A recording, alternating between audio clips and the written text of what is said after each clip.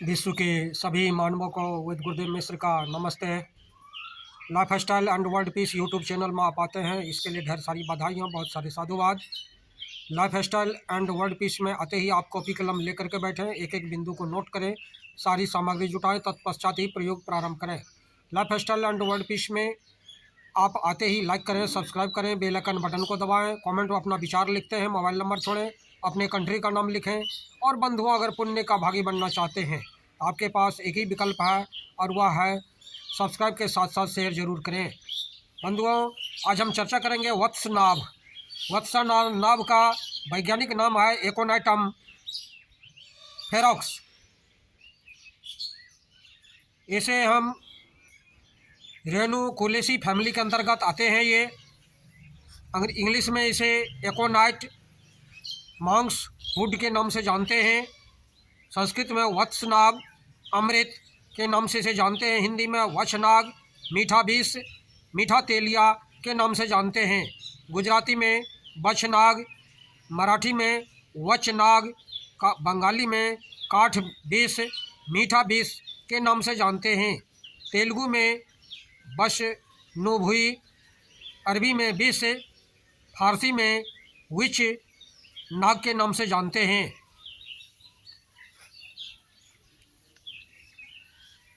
इनमें विषाक्त तत्व एकोनाइट, स्यूडो एकोनाइटिन पाए जाते हैं।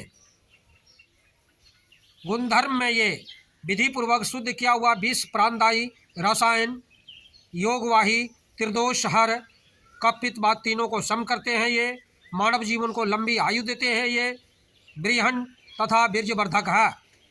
खांसी में तांबूल पत्र पर 65 से 125 मिलीग्राम बशनाग डालकर पकाए हुए अलसी के तेल को जरा सा चुपड़कर प्रातः सायं खिलाने से खांसी और दमे में कल्याणकारी लाभ मिलता है। टॉन्सिल में इसको पीसकर गले पर लेप करने से टॉन्सिल इत्यादि गले के रोग में कल्याणकारी लाभ मिलता है। ज्वर में दालचीनी, गंधक, सुहागा और दूसरी चरपरी सुगंधित चीज़ों के साथ इसको आधे चावल के बराबर की मात्रा में देने से बार बार आने वाला ज्वर, फीवर, जो रिटेंशन ऑफ फीवर आता है, वह बहुत जल्द वहाँ से भाग जाता है। उनका स्वास्थ्य में कल्याणकारी लाभ मिलता है। वचनाग को बहुत थोड़ी मात्रा में देने से निमोनिया में कल्याणकारी लाभ मिलता है। मधुमेह, डायबिटीज के रोगियों के लिए 10 ग्राम शुद्ध वचनाग में 70 ग्राम अरारोट मिलाकर उसमें 65 मिलीग्राम से 125 मिलीग्राम तक की मात्रा देने से भयातिसार, मधुमेह, पक्षाघात, कुष्ठ के रोग में कल्याणकारी लाभ मिलता है।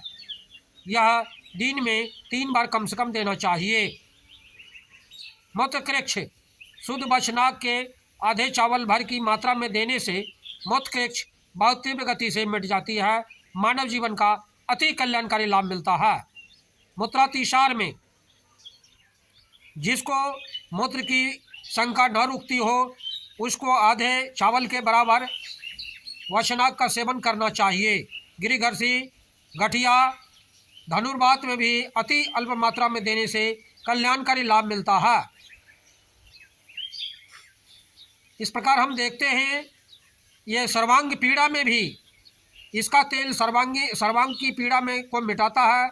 गठिया और छोटे छोटे जोड़ों के सूजन में इसका लेप करते हैं, जिससे कल्याणकारी लाभ मिलता है।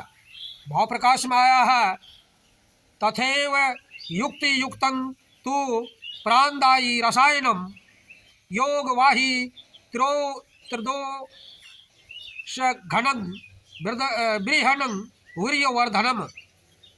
ये भाव प्रकाश का आया है उक्ति में।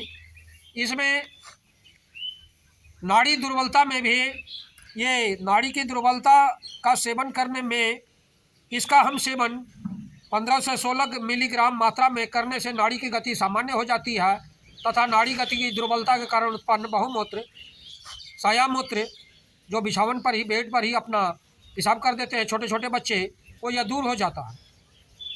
बचनाग में समान भाग में सुहागा मिलाकर 15 से 16 मिलीग्राम की मात्रा में खाने से मनुष्य दीर्घायु, तेजवान, जोशीला होता है और उसकी हृदय की गति व्यवस्थित होती रहती है, ज्ञानेंद्रियाँ शक्तिशाली हो जाती है, बुखार, मंदाग्नि, गठिया, फोड़े, फुंसी बीमारियां से वे बच जाते हैं, उनका जीवन कल्याणकारी लाभ मिलता है।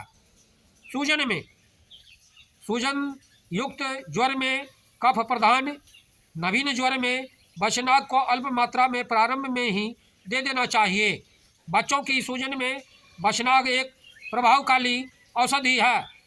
बिच्छू का विष में बशनाक को घिसकर दंशित स्थान पर लेप करने से 125 मिलीग्राम की मात्रा में खिलाने से बिच्छू का विष उतर जाता है, मानव जीवन अति कल्याणकारी हो जाता है।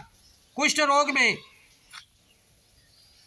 30 मास तक इसके नियमित सेवन से कुष्ठ रोग समूल रूप से नाश हो जाता है, मानव जीवन का अति कल्याणकारी हो जाता है। इसके मात्रा लेने से मृत्यु तक हो सकती है, मौत भी हो सकती है।